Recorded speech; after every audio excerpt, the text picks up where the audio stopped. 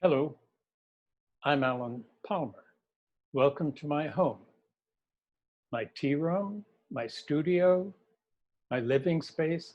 Having lived in Japan for about 7 years, I got somewhat used to living in small spaces. In and yo, inside and outside, which is which? Night and day, sun and moon, up and down, male and female. The list is really endless, but in fact, in and yo are aspects of the same one thing, and they change. When you first begin to study Chanoyu, men and women, men are given a fukusa that is purple fukusa. And women are given a red fukusa. They are in and yo. Infrared is more in. I just realized that for the first time.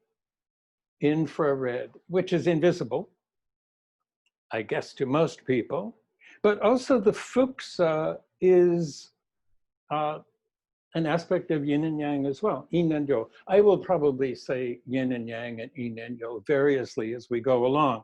So forgive me for that. But yin and yang was something I knew from when I was quite young. And I can never remember not being interested in Japan, but I like things. I'm afraid that I'm a thing person. And those of you who have studied tea for a while know that you can take a Rikugata Chawan Natsume and wrap it up in your fukusa. So it is a container. Anything that can contain is in. Contain, in. Thing. If it's a thing, it's in. The word thing has an in it. You were also given a fan.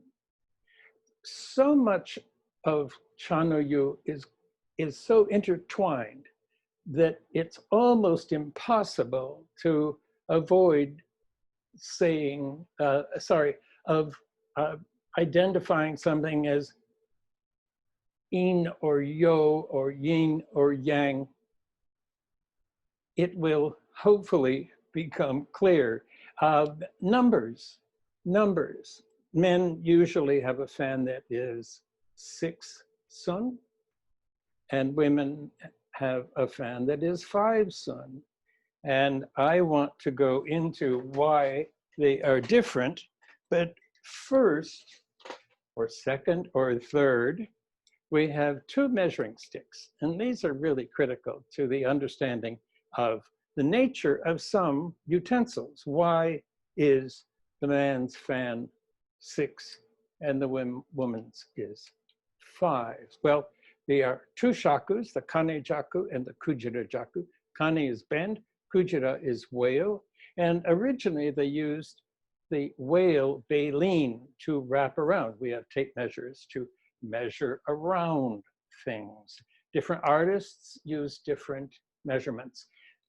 The government, I don't know when this happened, but quite some time ago, the government said use only centimeters. Well, centimeters, we lose the importance of the number of 6. 6 is the number of infinity in time. So this is an infinite thing. And now it's in, because I can carry something on it. This is also earth. This is the earth. It can support something. One thing is not just one thing. Another rather important is the kobukusa. Why is it that size? Again, I can't help but identify the sizes here, but here we have, it's not the same size. We have kaishi. Men's kaishi is larger than women's kaishi. And are they in and yo? Possibly. Paper. Why is paper? Why is our kaishi, which is really the tummy, not the breast, And when it's flat, it's yo, because it is just a thing, and it's square. Square is yo, round is in, and yo.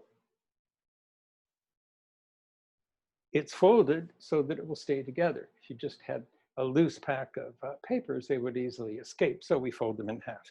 And then another device, which we should have, is a knife. Well, it's called a yoji, but in fact, it's not a willow twig. It is metal in this case, but sometimes they are, if you understand, yes, you know, the kuromoji.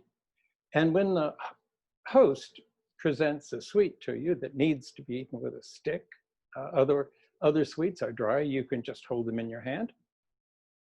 But this penetrates, this goes into something like the chashaku, like the hishaku when you dip in for water. So anything that penetrates is yo. It can penetrate. Anything that's you can get into is in. Now, in the beginning, and let's go to the tokonoma in a minute or a little bit later. Perhaps you can see over my right shoulder, we have the tokonoma, and you can see the scroll, and there's our tokonoma. Basket has changed, the jiku is changed, but the jiku, and in front of it, to our left is water in a basket filled with water. Obviously, there's a container inside that holds the water, therefore it doesn't need a board. When you put a basket on tatami, you need a board. And on the right side is the incense container. And the word incense, of course, means that it's going to be put into the fire. And when you do put it into the fire, it will give fragrance to the room and it will burn up. So right there, we have our true first example of in and yo. Water is in, you can get into it. It seeks its own level. So one aspect of it is that it is flat, and flat is in. And the incense goes into the fire, so it's emblematic of fire. So in and yo. The kogo that I have here is something I made for my 80th birthday, and that's already getting to be a couple of years ago. And it's based on the combination of in and yo, of white and red usually, or white and black. But in this, in my attempt to reflect being 80 years old, was to include the number 8, and the outside is 0. And rather than red or black, it's purple. And purple is the color for those people who have reached 80 years, 88. I may get there. I don't know. We'll see what happens. I never thought I'd get to be this far. So let me just go back for a moment to perhaps a little bit of humor. The kuromoji, the yoji is willow twig, as I said, but this is metal. And when I was leaving Japan and going through customs, I was carrying in my carry-on bag my chadogu. And I was stopped and not searched, not frisked, but what was this? It's a weapon. Well, not exactly. There's so much more to this, which I hope we will get to another time. And Shiotsuki Yaeko sensei Hohensai's older sister made these wonderful shell yoji, I guess, and a wonderful little batik holder for it. Shiotsuki sensei had extraordinary taste. This sparkles in case you hadn't noticed. And so the reason that I bring up Shiotsuki sensei, is that she has written the calligraphy in the machiai. This in my tea room is the machiai. It's Western and Eastern, and I try to keep it simple. That's not easy for me to do. And this is her writing, and it's signed Shiyotsuki. So she was already married. And why she picked ugoku, I don't know. It means move, move, move, move. Change is necessary. Change is in the familiar to some of you, I guess, the I Ching. The I Ching is in Japanese, eki kyo. Eki is change, and kyo is sutra. I will be getting off track very easily, so please bear with me. Hopefully it will all become somewhat clearer at the end. But ugoku, and she has the kanji for ugoku at the top, but also is included the ku, which gives it the pronunciation. Otherwise it would be do, or any number of others. And eventually I will share with you that perhaps the teishu is a representation of Fudo, Myo, one of the great figures in Buddhism, who doesn't move. As teishu, you stay there, you don't cross over the line into the guests area. So the eki kyo, eki is Rikyu's name by which he was known through most of his life. He was called Rikyu. He took the name Rikyu, which is very close to Riku, which is the Japanese pronunciation of the great Chinese sage. So maybe we could have Rikyu join us. And absolutely wonderful. He's smiling.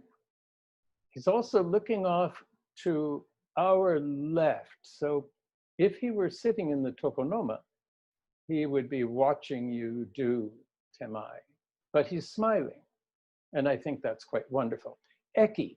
Could we see So Eki? That is his name, the Eki Kyo, or So Eki. There's Eki. It means change, but it's composed of two characters. The top character is sun. It's square. Kanji used to be round with a dot in it, but now it's square. And the bottom is moon, written in a challenging way. A lot of people would not read that as moon, but it's the sun and the moon. And they don't stay in the sky very long.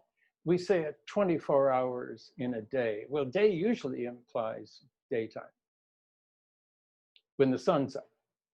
And the moon, you can almost watch the moon move.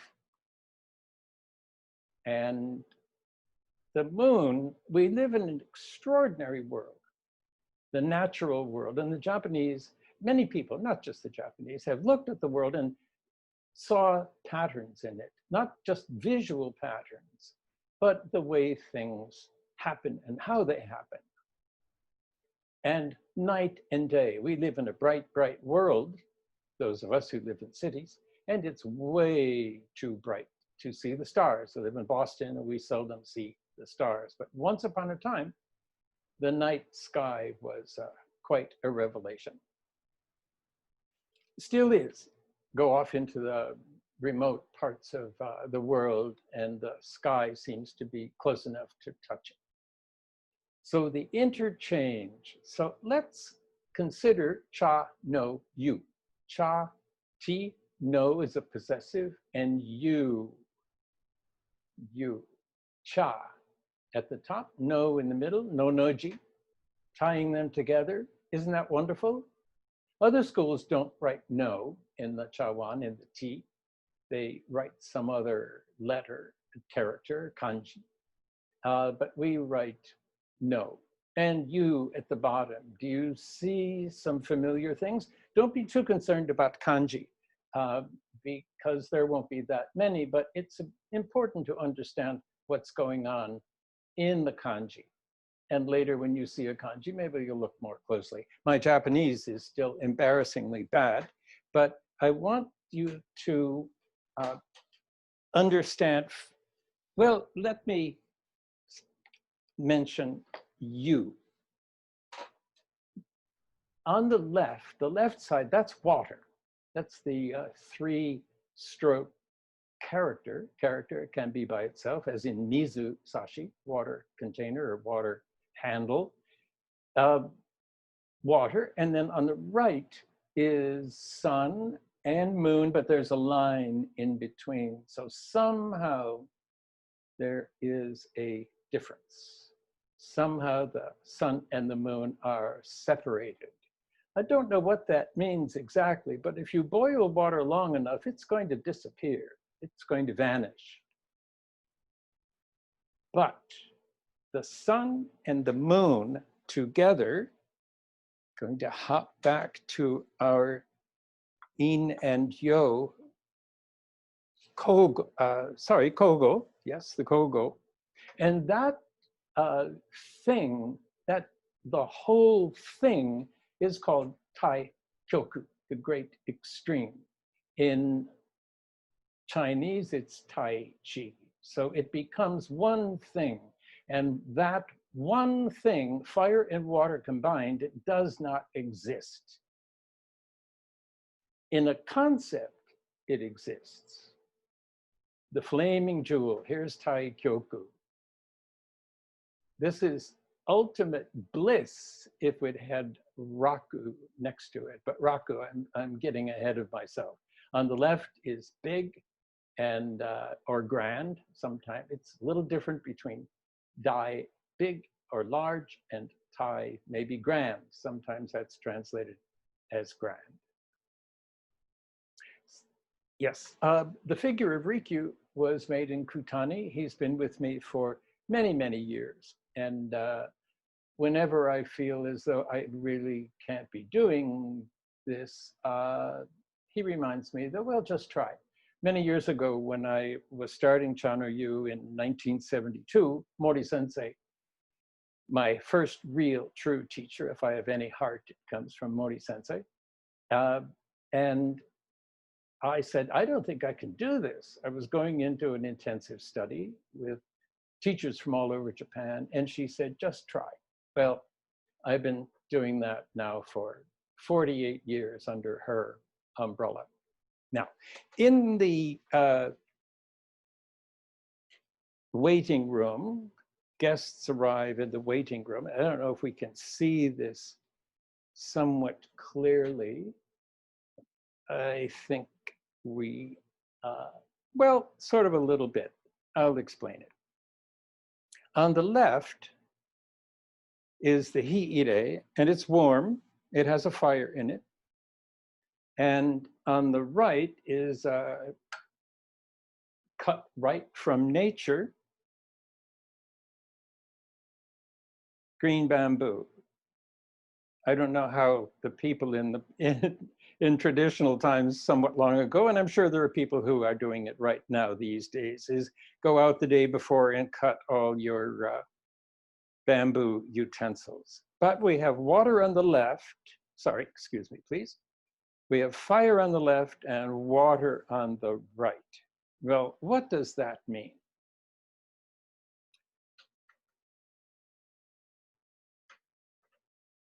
The world, if we could have a picture of the Yojohan, just the Yojohan with the directions. The Yojohan is the ideal tea room because it is a square and it is made up of 9 squares. And it also has an alcove, or the tokonoma. You can see behind me the katsura. That was a tree growing out in front of my one of the apartments that I lived in, not too far from here. They were cutting it down because the wind was blowing very strongly and would, the parent tree, that's the child of that tree, it was cut down for safety purposes. So here's our Yojohan. And up at the north is, up at the top is north. And so if you took that drawing, as it were, created by Anthony in his genius, it was based on a drawing that I did many, many years ago, but maybe we'll see that sometime later on. But it's a Yojohan, and for tatami half. And this is created, designed or laid out so that the row would be in the exact center of the room, but that would be inconvenient.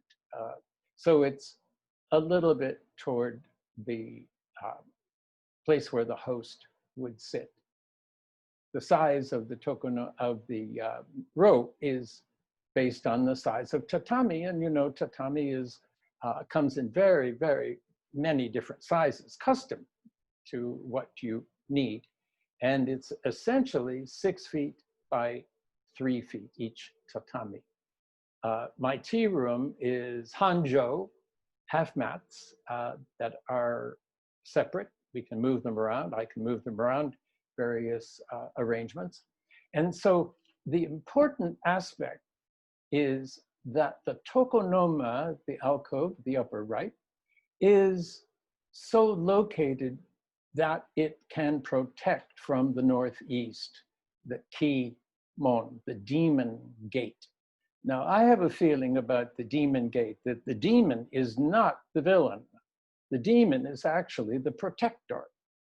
We have in Japan great, rather scary figures in front of temples and some shrines of two fierce-looking people, demon gods, and they are very scary. And that's the point. They're scaring away the bad, the ignorant, the stupid. So I think that the key demon of the kimon is actually there for protection and not the source of the evil. And any energy, bad, I don't like that word, any energy that comes in can go out the door where the host comes in. Our lower left is where the sadoguchi should be, so that any ill that enters the room will go out that door. So against all odds, the teishu enters the room and presents tea for his guests or her guests. Directions, very important to understand directions. And could we put in the trigrams? Eki, Eki-kyo, Rikyu having the name Eki, so early on in his life, he must have been influenced by the I Ching. If you have ever read Genji Monogatari, Genji is, well, they can't go somewhere because it's in the wrong direction. Well, it's all, in a sense, based on the interactions of the elements of nature. And the elements of nature, according to the Chinese, have been sort of distilled down to 8. Heaven and earth, fire and water. If we look at the upper left-hand corner, there are 3 solid lines, and those are 3 yo lines. Those are positive. I don't want to use certain terms because they trigger some unpleasantness. At the bottom left, I should say, yes, at the bottom left, 3 broken lines. Those are 3 receptive lines. Let's call them negative, without the negative connotation. And that's earth. So even here in this layout, and this layout can be with anything, any person, any object, somehow these things have influence. And in this case, even though they're laid on the floor, that that heaven is above us, toward the north. The north is important because of Polaris. The universe revolves around that point, even though now we know the point does move. It's not absolutely motionless or movementless. But let's go right to the middle, and that's water. And those of you who have presented the charcoal ceremony, sumidamai, you know that in the bed of ash that we write the trigram in English, trigram, three lines, that we write that on the ash bed, right in the center. And it's to protect against the fire, because we're going to put some fire right on that, right on that. And when you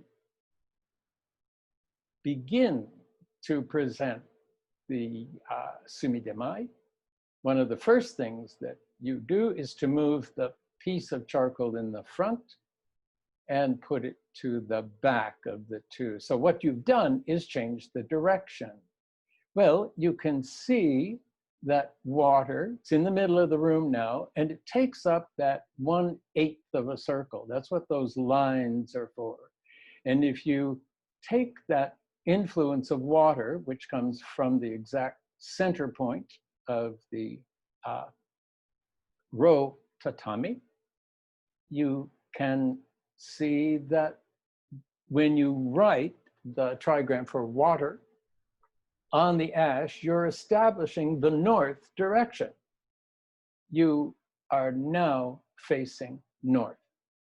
You are facing north. Now, as I said, you can take this map, as it were, put it in any direction so that you don't have to have your tea room aligned with the north direction. It would be nice, but often that's not possible. The Yuin tea house at Urasenke is directed toward the north. It's following Rikyu's concepts. And opposite water in the south is fire. Fire and water. So what does that actually mean? Well, in the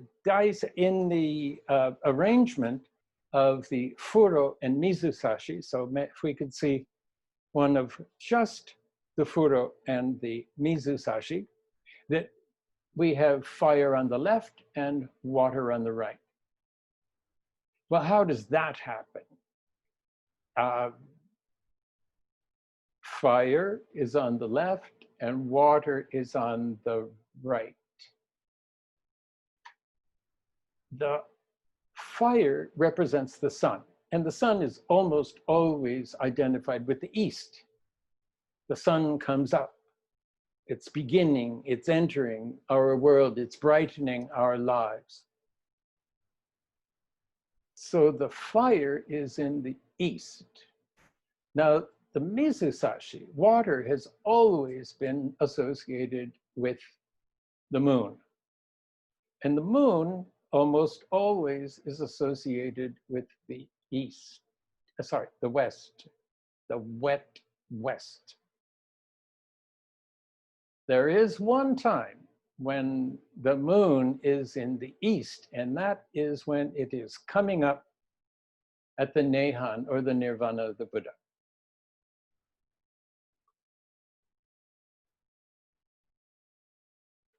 Sun comes up in the east. I have to watch my words here. And the moon sets in the west. So where is the Teishu? In the north. When you take the Hishaku, I'm going to take the Hishaku right here. There are really only two kinds of Hishaku. One that is the moon shape. Perhaps we could have the moon and the Sashitoshi Hishaku pictures. The one on the Hishaku on the left, we're just looking at the cups. The the handle penetrates the circle. So the circle is in, it holds water, and it's got a little moon. This is called the Tsukigata, the moon shape. I'm not making this up. This all exists. I'm just sort of looking at it with a different kind of eye. We have in the Hishaku itself, in and yo together. And you, as the Teishu, you are in charge of in and yo, fire and water. That's your role. Looking at the other Hishaku, I know some of you are thinking, well, the end of the Hishaku, the yo part of it, as it were, is cut in a different way. Well, the Hishaku is the same. It's only that cut is different. And that's in and yo as well. So this has had this is furo, so it's had the flesh part cut, the flesh part cut away, and the ro has the skin part cut away. When the Hishaku rests on the furo, it can hold water because the furo, remember, is fire. It's yo, so the Hishaku go is in. Now, the moon Hishaku must be wet or the handle will come out. The Sashitoshi, the Hishaku on the right, the handle goes through it. So it's really showing that it can penetrate. Some artists make it so that the tip end of the handle actually goes through the outside. This one does not. And there's a little peg you can see at the bottom of the cup. There's a little peg that holds it together. The Hishaku, that one on the right, is such a work of great skill to shape the handle. You see the handle on the left flares. It wants to have more surface so that it can penetrate the cup and create our little crescent moon. But the Hishaku on the right also flares that little bit. Can you stand it? I mean, it is really unbelievable. Could we have the picture with the Hishakus and the shakus, the measuring sticks? I measure everything, and I can find things that I haven't measured and wonder, well, how is that possible? How is it that you didn't measure that? Well, there are a lot of things to measure. You know that tatami are generally rokushaku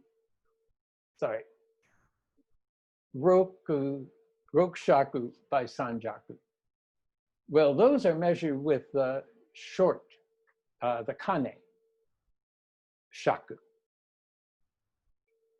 And I was wondering why kyo tatami are larger. I mean, I know why they're larger, but it's an odd measurement. It isn't an odd measurement at all. It's 5 shaku kujira. That may come as a big surprise to some of you. Others may say, well, we knew that all along, but we're having this connection between 5 and 6. 5 and 6. Well, this isn't the one that I was looking for, but this is the example that is absolutely fine for what I would like to share with you. On the left is the Hishaku for the Tsukuba, the crouching area in the garden, out in the garden. And that's the Kujira Jaku that's next to it. And to the cup, it is 1 shaku Kujira. On the right is the Teishoku, candlestick. Absolutely incredible design. Very common, very familiar, I should say. I don't know about common. But from tip to tip, it is 1 shaku kane. So does that mean water is kujira and fire is kane? Jaku? We're getting into measurements, and I know Anthony is beginning to cringe. But the reason that I want to share this at this moment is that we have different, same measurement as it were, but one is the large measurement and one is the smaller measurement, Kane and Kujira. Could we have the Chawan and the Natsume? I think you all are familiar with the Chawan and the Natsume. The bowl on the left was made for Ginkakuji. And if I am able, I will share what I think about Ginkakuji, the Togudo, and Dojinsai. Togudo is the building in which there's 4 rooms, if you count the larger aspects of the room. There's an 8-mat room that's devoted to Amida, the savior of the world, until everyone is brought into his Western paradise, the Gokuraku, that Goku is back. Now, on the right is the Rikyugata Chu Natsume. They're in and yo, essential in and yo. They're both in, but they're both yo. In, put tea in it, water in it, mix it up. It's a container. Turn it over, it's yo. Oh, and by the way, many of the kama, the traditional old kama, were based on raku chawan that were turned upside down. I don't have a picture of that, but you can imagine what that is all about. Now, the Natsume is a container, obviously, and it has a lid on it. So it's yo. You cannot get into it. Yo.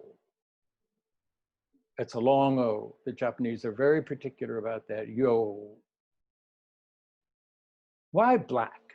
Well, the universe is black, with lots of little and very big lights. I think many of you were, if you've had tea lessons, know that the Chawan, especially raku, not the early raku, but about the 3rd generation, we get the Yamamichi. And the Yamamichi is the mountain path. And the mountain path is the 5 hills and then valleys, and it's continuous. So these mountains, these Yamamichi, the mountain path, those mountains are actually representing temples. Every Buddhist temple has a mountain name. You may not know that, but they have a mountain name. In old China, to this day, temples were often on mountain tops or high up to get out of the noisy city. So there are pilgrimages. Nara, some of the great cities, Kyoto has 5 mountains of a particular temple. So if you take that mountain path, you are going from temple to temple to temple, and it is endless. You can never stop going to yourself, to go into yourself, to find out what it is that you're all about. The Natsume, I have struggled to try to understand what the Natsume represents. It's the jujube. The Chinese love the jujube to eat it, rather more often than not, and I see I have to get on the road. Let me look at my notes here and see where we would like to go next. You can see that I enjoy talking. Let me just give you a few highlights, as it were. A teishu is master of the house, house master. And the kanji for master is quite specific. I'm going to move the fire and water. Just to go back, I'm going to be bouncing around just to go back. Remember the pipe. This is the kiseru. It should be on the tobacco bone, because the tobacco bone with fire on the left and water on the right, the guest who is asked or bid to smoke, meaning to handle fire. If we have the character for fire, I will draw it. Sorry, for shu. It's essentially king.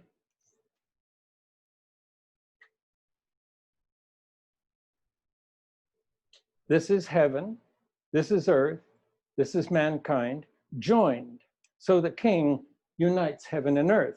And heaven, of course, is our yo, and earth is in, joined together, human beings in between.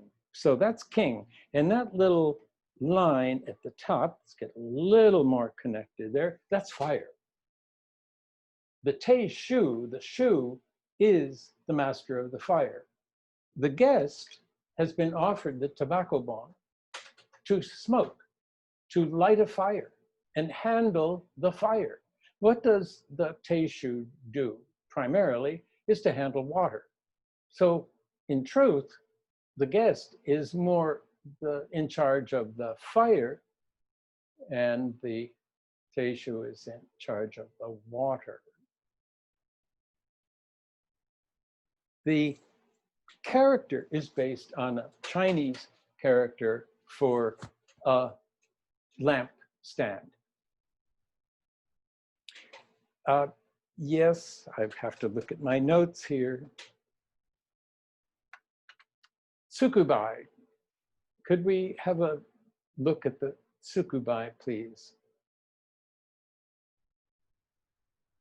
A lot of people think that the Tsukuba is the stone basin, or yes, the stone basin. But in truth, this is my roji, rather, shall we say, small. But what does it need? A place to wash your hands and mouth. Rinse, not wash.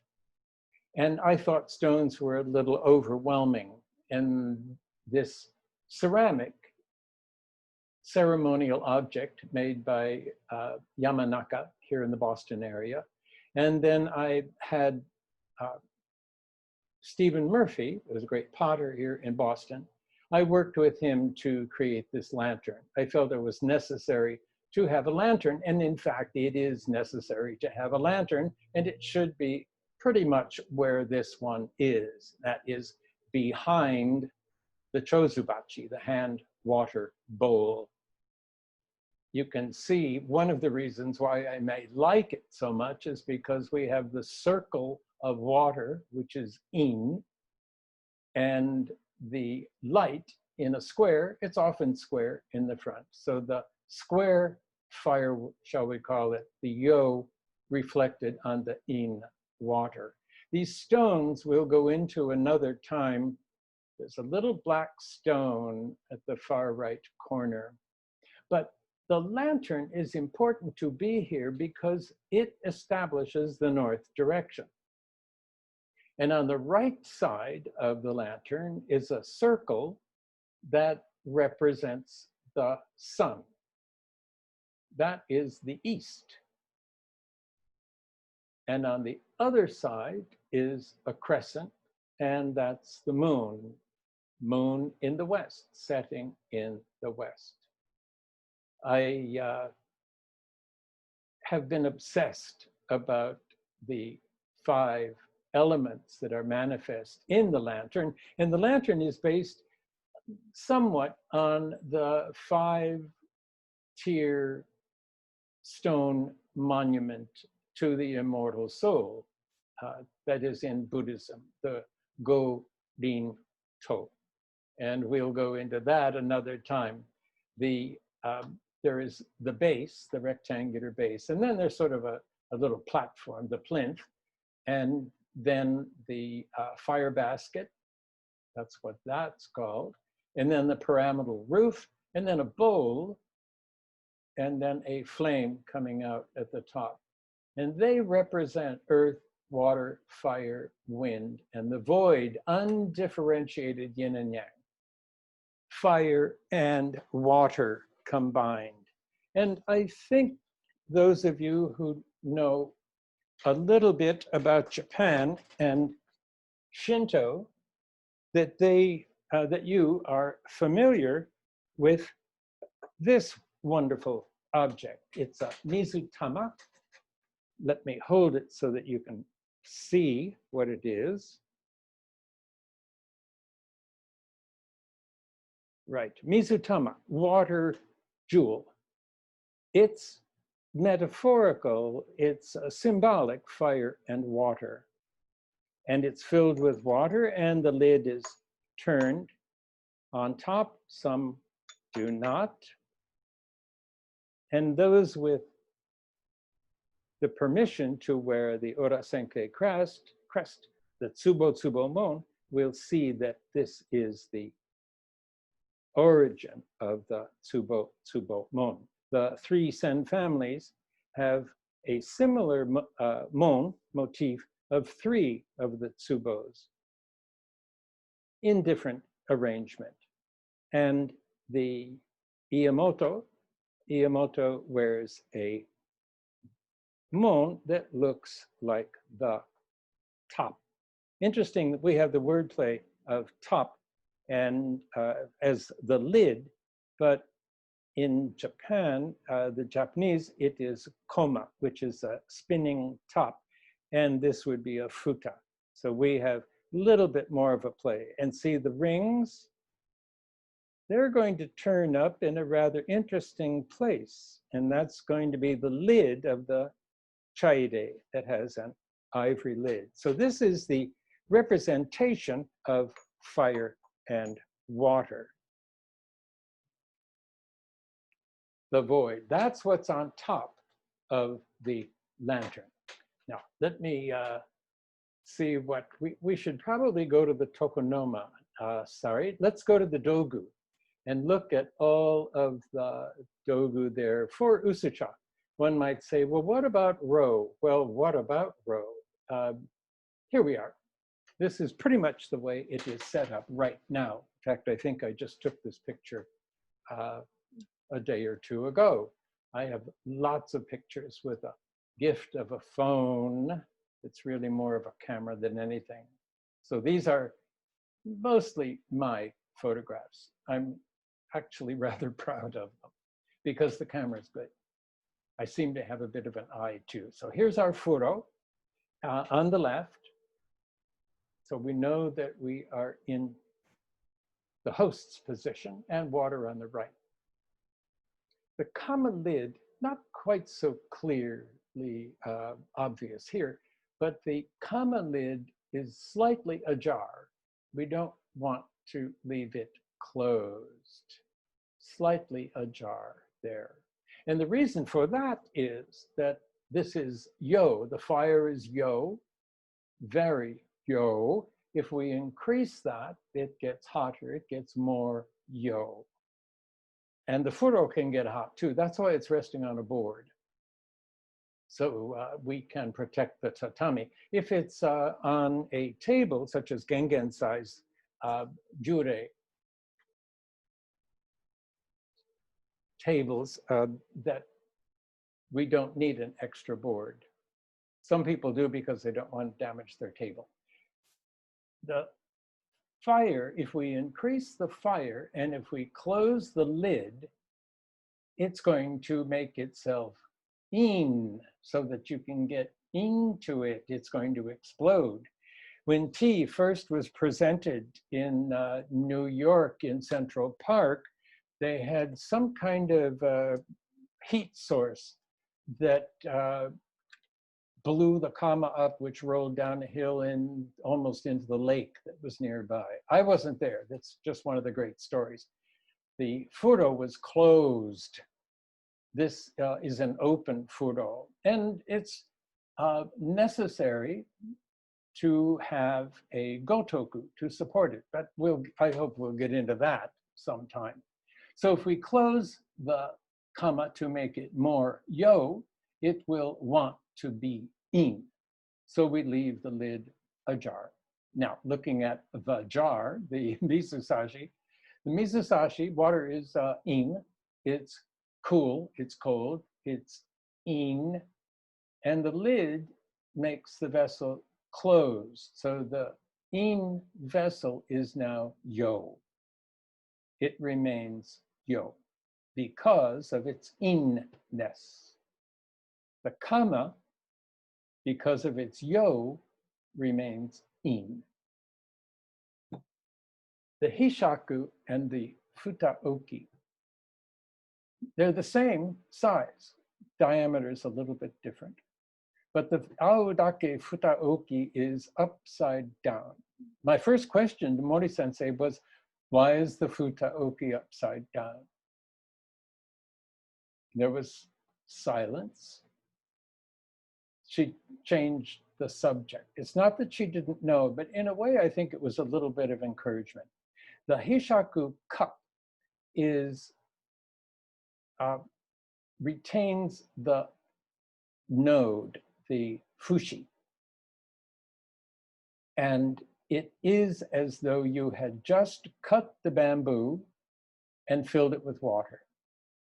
So the cup is as the bamboo grows.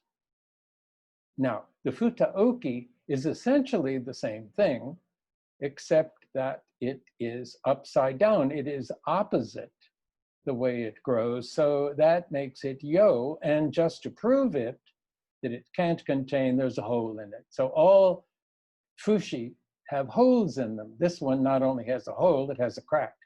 This is an aodake, evergreen bamboo. Cracks are always the front. The chasen and the chashaku.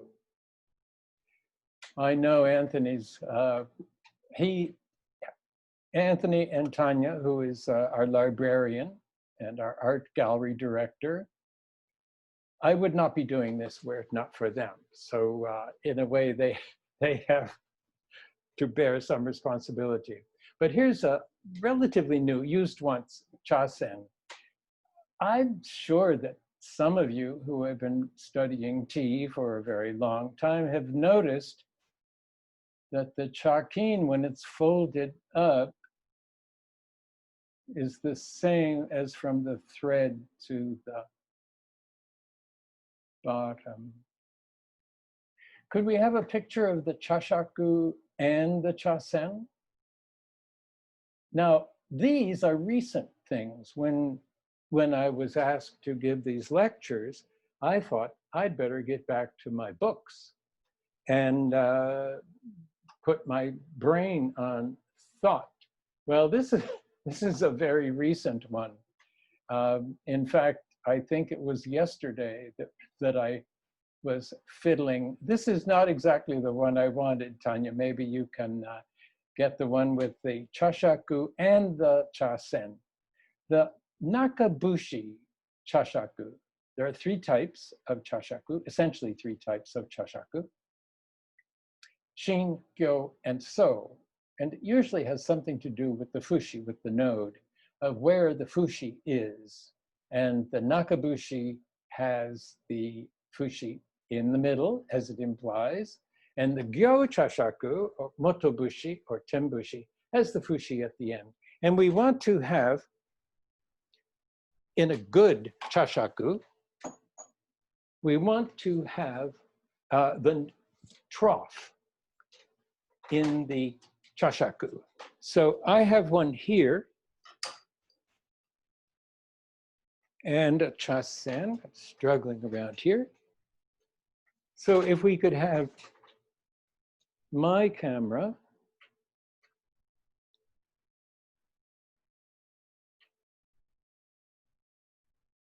good. I'm trying to align the fushi with the fushi.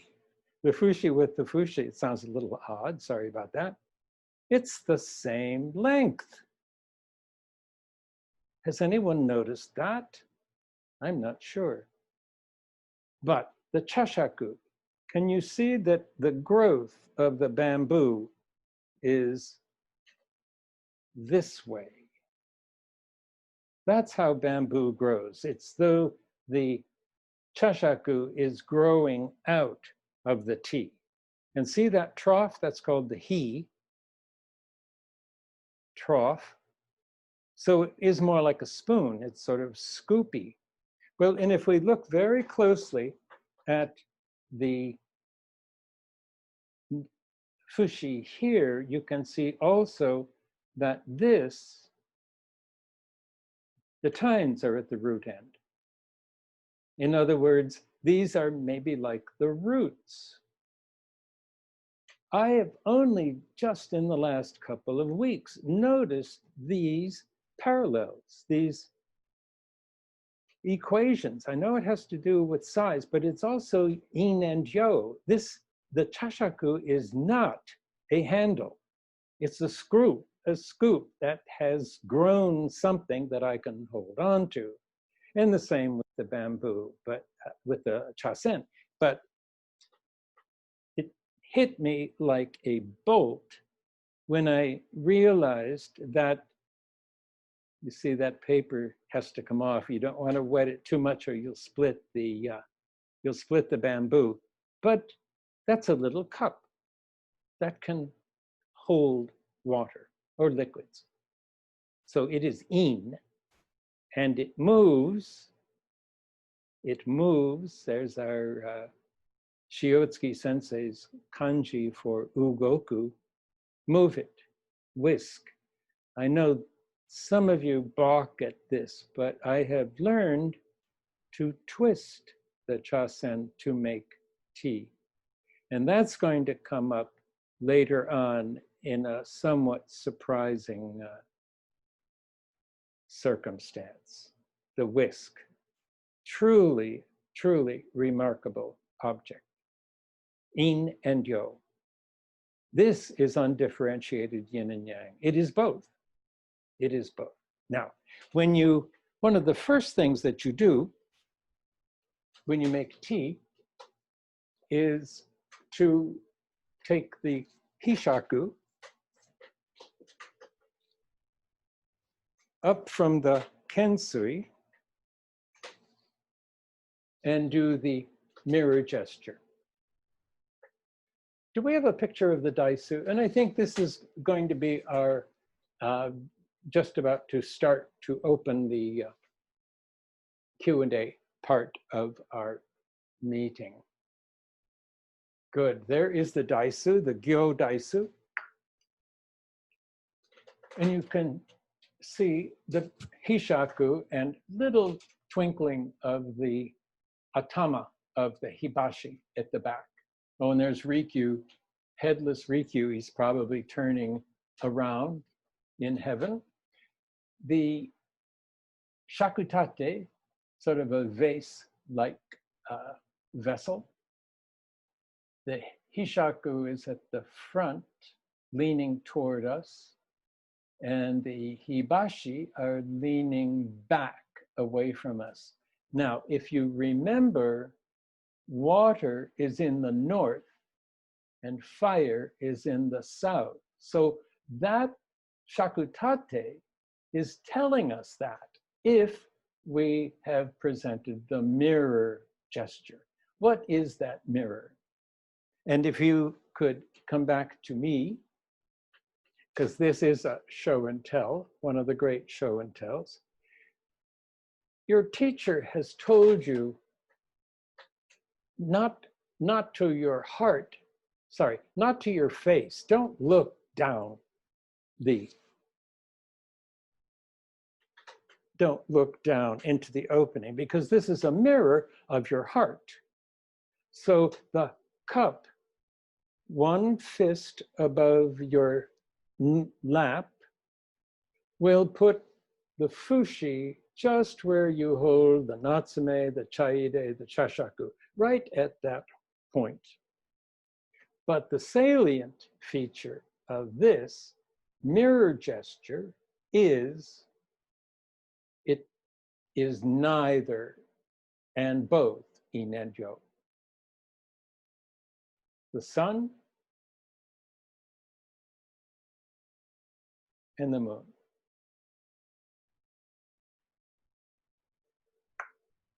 Anthony? Hi, yes, Sensei. We're only about an hour and 5 minutes into this, so if there's anything else you'd like to cover about Inyo, you're welcome to continue. But if not, maybe before Q&A, we can do a little tour of your room. Oh, thank you. I would like that very much. It may be a little bit rocky, but let's see. This is the first time, if we discount the practices, this is the first time that I've actually done this.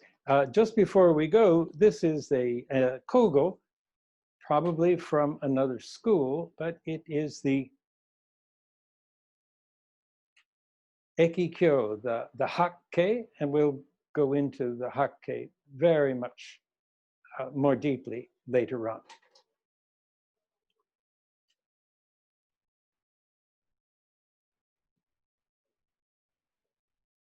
So I've moved the tobacco bone, and I think it will be a little risky if I try to move it back, but it's a sign for relaxation. Don't be so afraid, for one thing. You're in charge as a guest.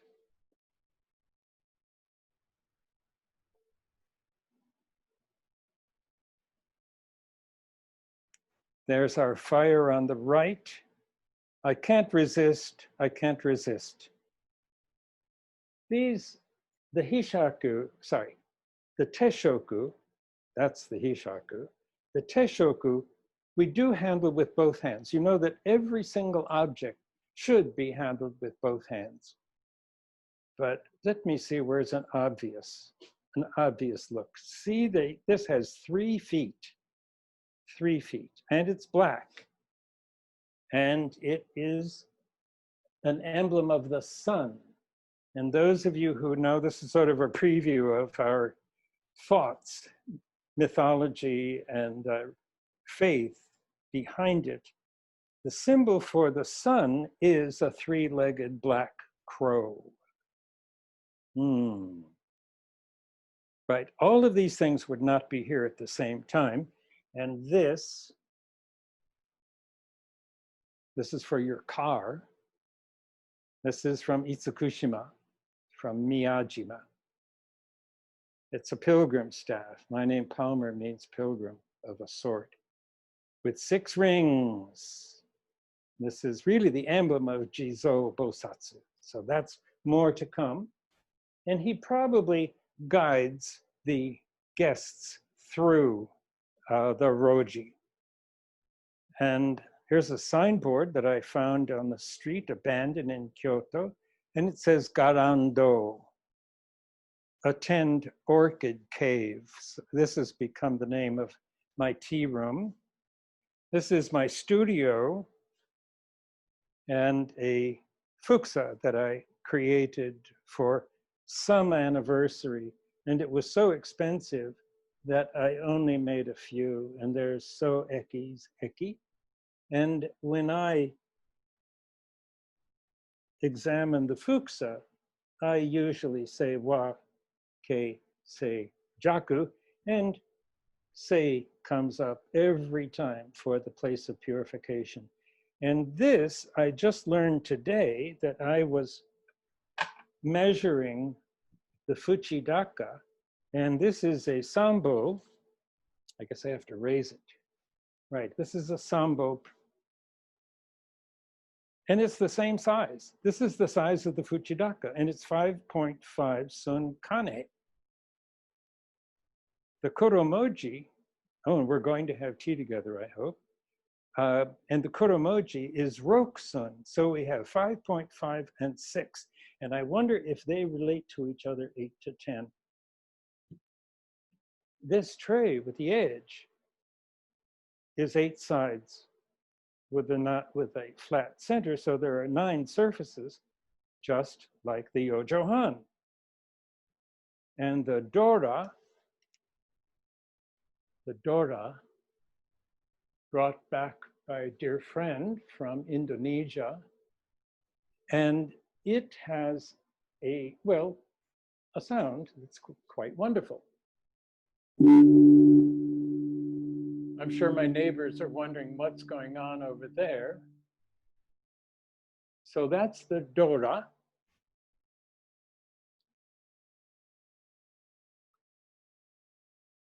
And there's our Karajishi. This is Shino Yaki. And our nice cool Matsukaze blowing here, keeping me cool. And our Kansho. Kansho, call bell, comes from temples to call people to meals, to prayers, to work. This is from Miidera, and Miidera is famous also for its big cracked bell. Rikyu named one of his bamboo hanaide Onjoji because it cracked and it dripped. And that dripping, let me see if I can manage this. A beautiful kua hammer. And there is a za, a seat. It's actually a lotus. Let's give it a rap. So that's a high note. So these are in and yo. I wonder which is which. Does anyone think they know? If they've talked to me, they probably know. Good. Rikyu, everyone used the kancho to call people into the tea room, the kancho. But when Hideyoshi gave Rikyu a Dora, which is hanging at Urasenke, then Rikyu changed it so that the Dora would be used in the daytime and the kancho would be used at night. And our tokonoma doesn't need much to emphasize a room, but why is it a room? And our hanging scroll, written by somebody that I have no idea. I worked quite a long time to try to read this. I think there's more spirit than penmanship, well, brushmanship. I don't know that that's a word. Hon, gai, mu, ichi, butsu. And butsu itself isn't even a character. It's futsu, futsu. Origin from not one thing. Not one thing. In the beginning, not one thing.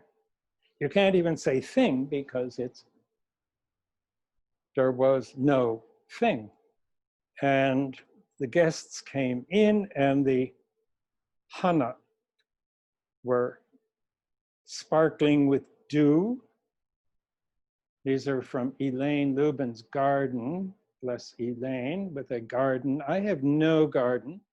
Queen Anne's lace, one of my favorites, and a bit of red and white. Red and white, male and female. Which one is which? This may sound a little odd, but red is like blood. So that's probably female. And white is male.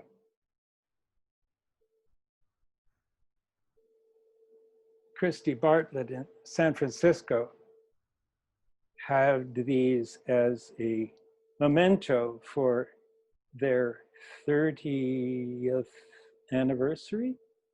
It's a Gengensai design, and I learned a little bit about Gengensai, that he was adopted and comes from a family, Matsudaira, that had different branches from different places.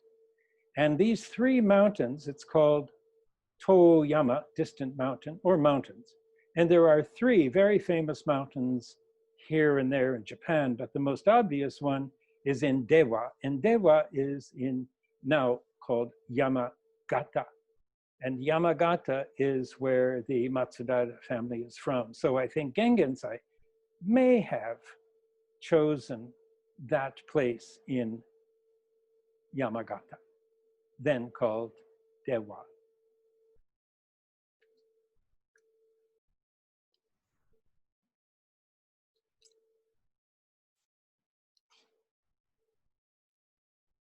As it happens, the Hishaku is in because it can contain, because it's on yo. But you see how it changes? It can change from open to closed, but it's open. And the cha is yo, and it's Natsume with its Chashaku. This is a susudake Chashaku. And these three are much more of companions than I ever would have thought. And there's the lid. So the lid of the kama is flat on the futaoki, and because it is the furo is yo, furo and kama is yo or are yo. So the lid is in. And here, because the mizusashi and water is in, the lid is in a yo position. Truly remarkable. And there's Rikyu watching over and smiling. Thankfully, he is smiling. And retracing our steps. This is my apartment. There's a few hundred things, little things behind there. And Ginkakuji, right next to the Togudo. This is the Chozubachi of Ginkakuji's garden.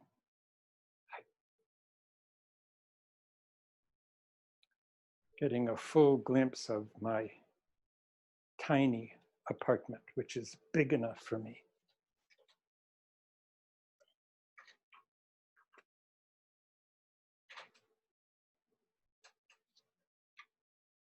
Anthony. Hi, Sensei. Thank you very much for the tour of your room. I think now we will begin the Q&A portion of this. If anybody has questions, feel free to send them in the chat, or if you're comfortable with it and there's not too many people trying to talk at the same time, you may unmute yourself and maybe ask them live with your own voice. So you did ask us a question at some point that was about if the Dora is in or yo. Can you answer that for us? Yes, I was hoping somebody would say, but you didn't answer it. Right. In sound we understand comes in waves. And the low note has a big wave. The great bell at Chioin, one of the greatest bells, yes, one of the greatest bronze bells in Japan. I can't say the world because there's some big bells out there that you can get through it. This is the wave, and you can get into it.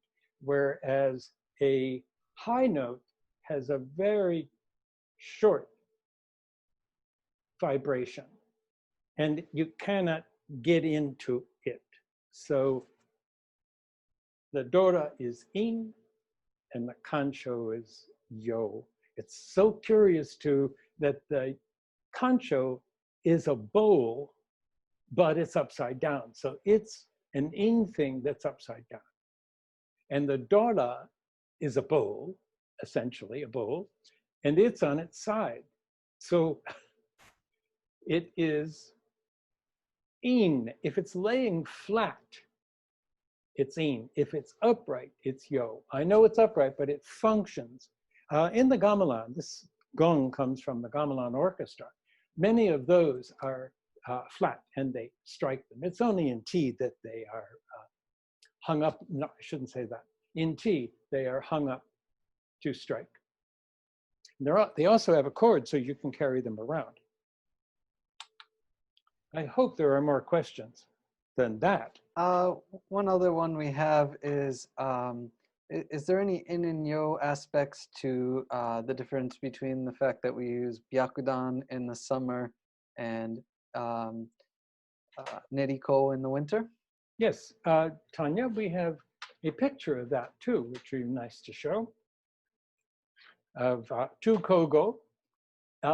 Rikyu said that in the furo, when using the furo, to use byakudan, and byakudan in a lacquered wooden container, a kogo, and also to use metal rods and a few other wonderful things. Then with the ro, we use neriko. And neriko is wet and thought to be inappropriate in lacquer, because it might damage the lacquer, which really doesn't hold water because lacquer bowls are famous for holding soup and other liquids. So there's something else there. But neriko is wet and it's a blend of aromatics. And those two things are just superb examples of in and yo. Yo is one thing, almost from nature. And neriko is in because it's wet. Also, there's one piece. Urasenke uses this four-sided form, and there's a specific size to that, everyone, which we may get into next time. Measurements maybe next time. In and yo is going to pop up all the time. So I know we haven't gotten into many corners that are right on the open, but anon. So the neriko, wet, is in the ceramic container. This kogo is modeled after, if you can see the little rings at the top, they suggest the Mizutama that we saw earlier, the white porcelain piece from the Shinto shrine. Saw a wonderful restaurant video on the television yesterday. And up in the corner of his kitchen, which of course everybody could see, were the Mizutama and little vase that holds the leaves and the shrine. Shimentai, four-sided object, body, shimentai. I wrote 2 emails to Hata Masataka, who is the president of Shoeido Incense in Kyoto, who comes to Boston and teaches us about incense. I asked him, why is the byakudan cut at 5 bu square? I haven't heard from the second letter. Pondering it probably, but squares are pretty interesting, pretty typical form.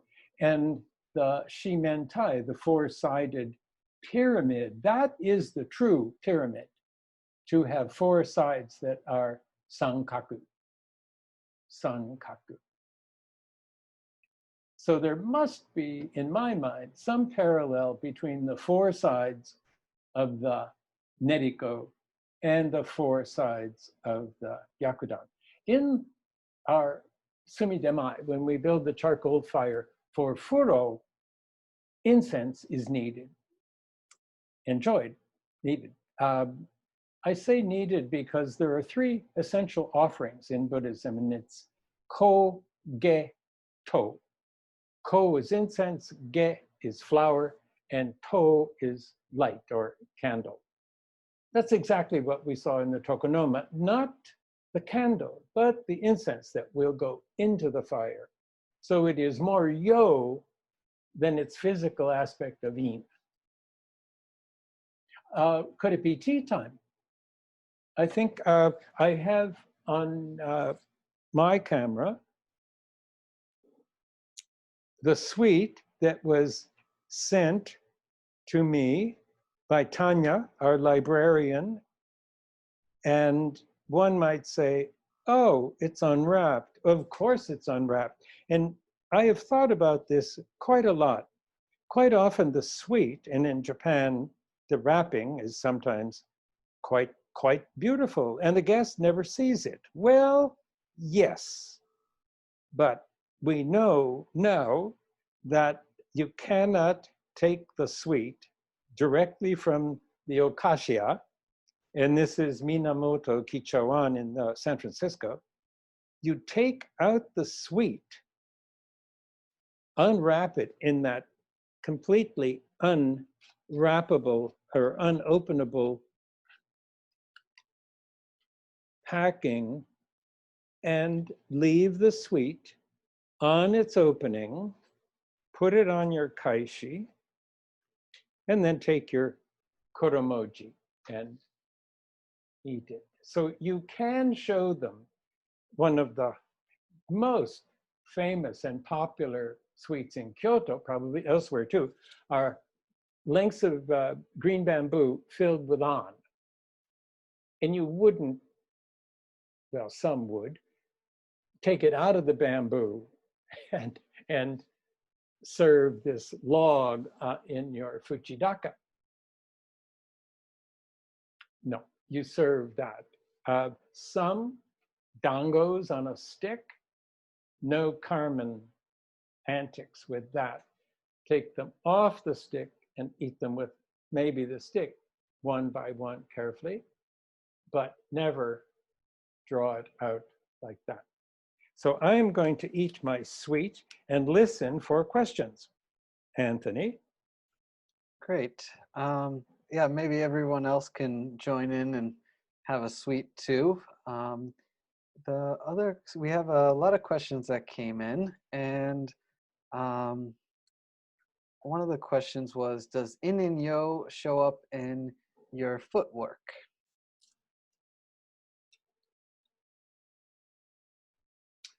Well, in so much as when you approach the tokonoma, you approach with your right foot. You cross over lines with your right foot. When you coming away from the tokonoma, you cross with your left foot. When you go into a secular place, such as a tea room, you enter with your right foot. Now, there is a wonderful image of Amida in my altar.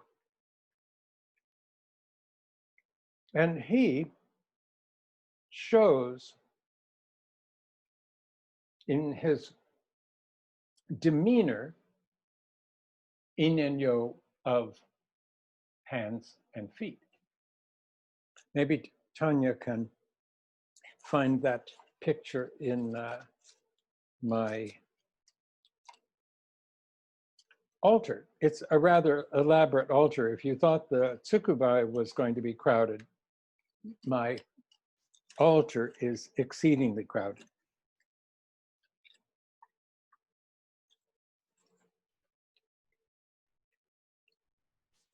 And if people would like, maybe we can soon start joining in everybody joining in video for tea after this explanation. Yes. Now, in the altar, that is Amida standing there. He's one shaku kujira high, and from his 3 rings, which is the 3 ways to get to nirvana, to his gokuraku, his golden western paradise, that's one shaku kane from his neck to his feet. But in front of him, preceding him, are seishi and kannon. Kannon, I think almost everyone knows Kuan Yin or kannon in Japanese, and kannon carries a lotus. And the lotus is identified with water, and she's holding it a little bit down. Could we see kannon And Seishi, please, a little bit closer. There we are. These are maybe from the Muromachi period, and they were in an altar that was probably much adored, so they are smoked black, black, black, black. They're not meant to be art. They're meant to be symbolic goals. So Kannon with her lotus, her arms a little bit lower than her tummy. I don't think Kannon's tummy has been referred to that way before.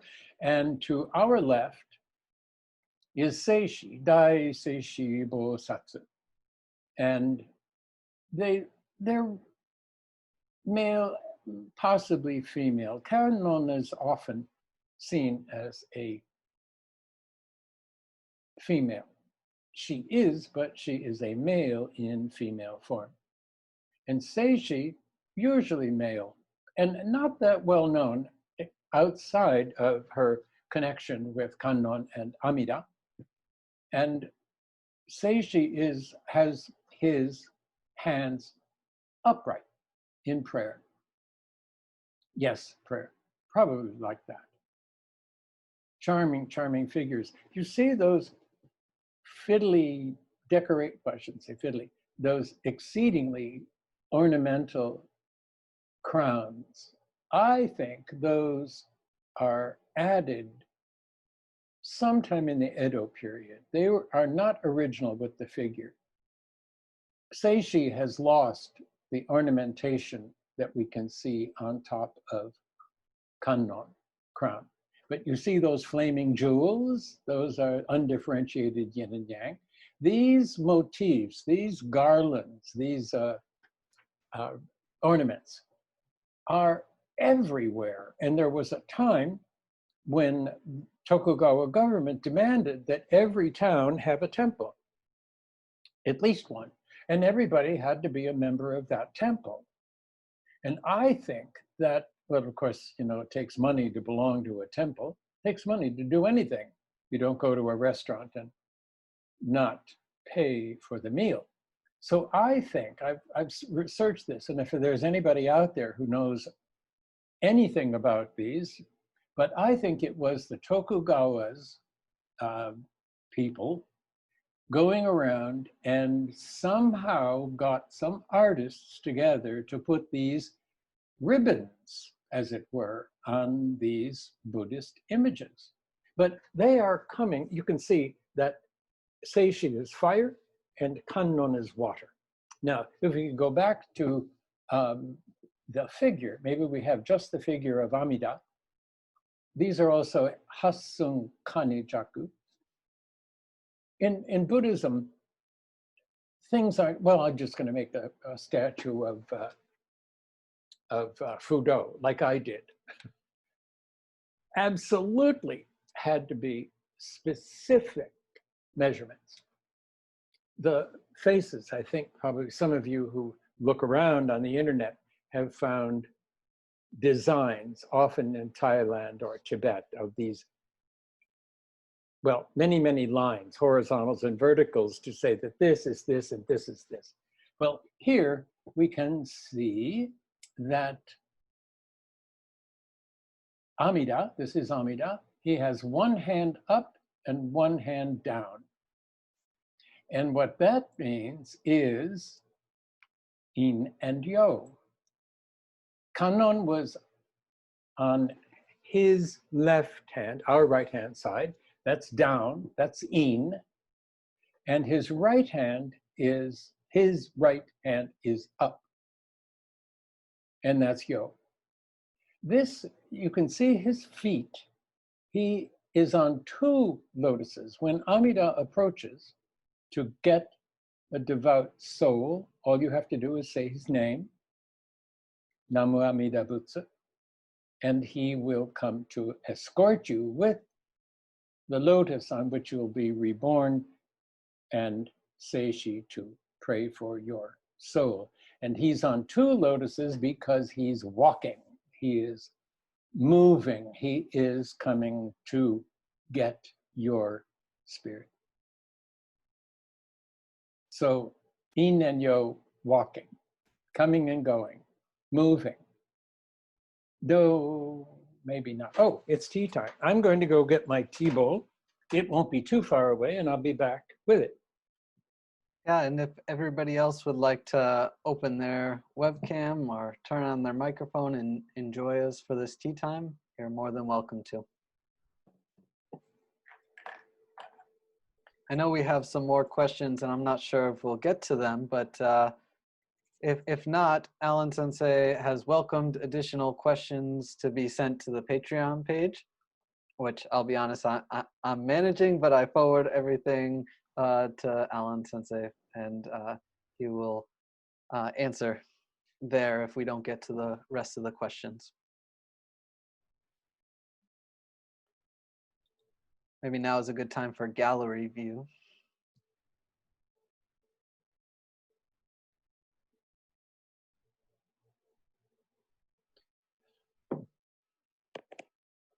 Oh, yes, Ara. Yeah, I have me on me, and I've seen enough of me. So if you have your bows, oh, that's actually kind of an interesting shot. The kuromoji in the Fuchidaka. So if everyone has their bowl, go shoban itashimasu.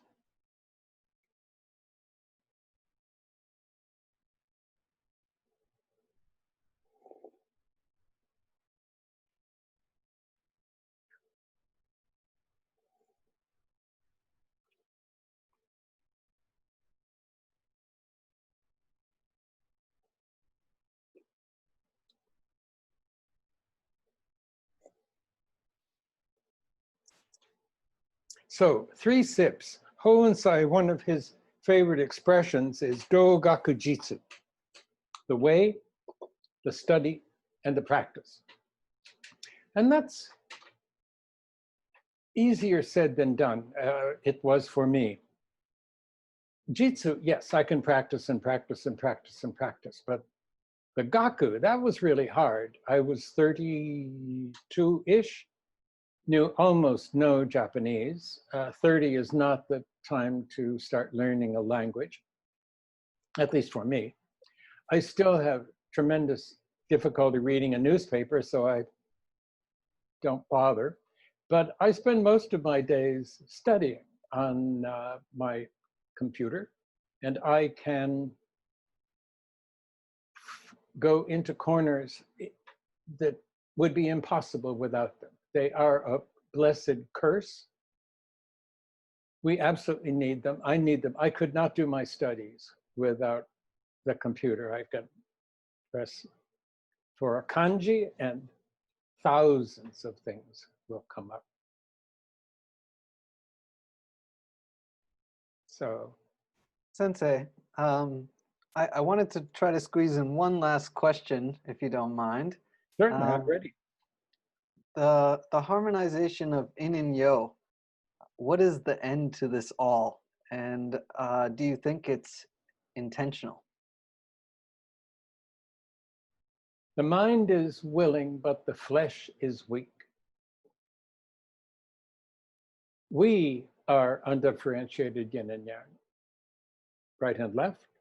Those of us who are blessed with this, you know how blessed you are to be of sound mind and sound body. Balancing fire and water, balance. Oh, don't do that. The Buddha, for an example, starved himself. He was a wealthy prince, and he went into a cave, and sound familiar? And he he deprived himself of goodies, life, and nearly died from starvation. He said, this isn't good. This is not helping things at all. It's making them worse.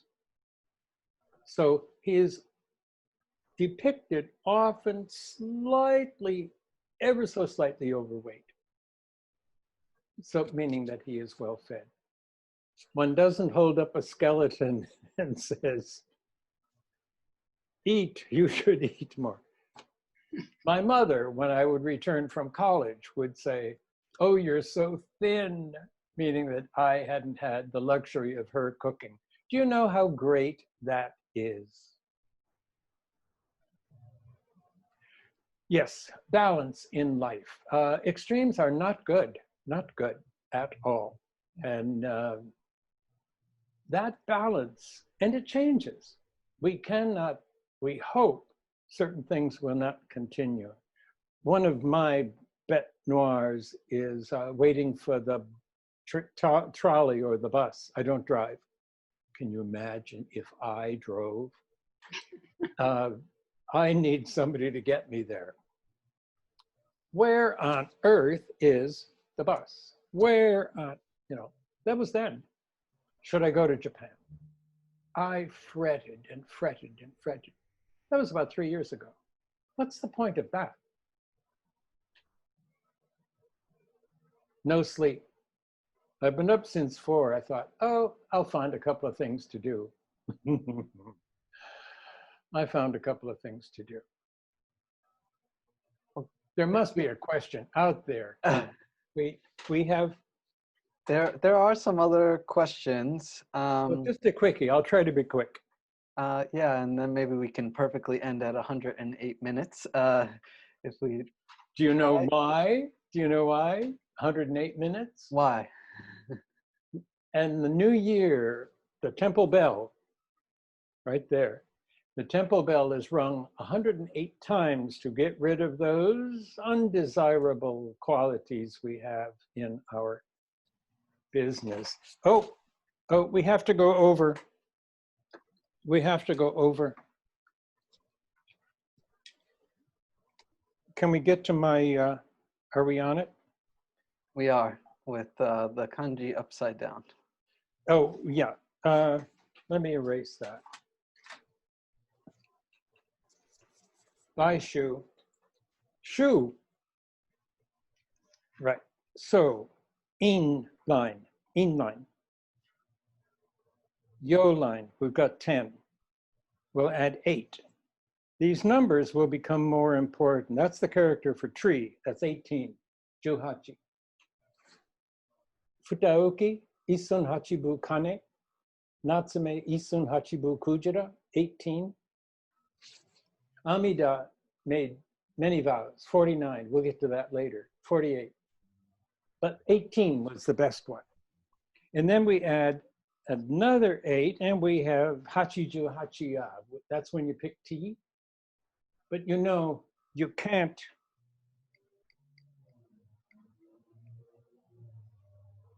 You can't pick T. This is so weird, because I'm looking at my camera. So that's supposed to be Mukashi. That's 21 days. So Chatsumi, tea picking, is the 88th night after the start of spring, Bishun. So Hachiju Hachi. But you can't do it all in one day. So 10 days before and 10 days after. So that's 21 days. So Mukashi doesn't really mean Mukashi, it means 21 days. So we have whatever that is, 88, but let's do it slightly different way. This little slate school board is probably older than I am. Then we'll add that 8, but we'll do it upside down. So now we have rice, the center of the world. Remember the lines of the Yojohan? 8, divided into 8. Up, north, south, east, west, northeast, etc. And up and down makes 10. But so we have 88, and now let's add 2 10s. And what do we have? If you total it up, if you add it up, it's 100. Now, I'm not making this up. Does everyone know that? Does everyone know that T is 108?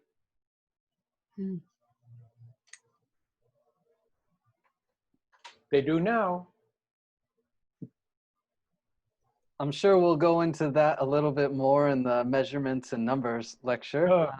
But Oh. I think for now, maybe we'll, if anybody would like to join me and thank Sensei for today. Arigatou gozaimashita. ありがとうございました。ありがとうございました。 Thank you for joining me in Thank you. my room. Thank you, Professor. Thank you for inviting us. Thank you. Thank you so For much. the tea. See you next time. Till the next time. Thank you.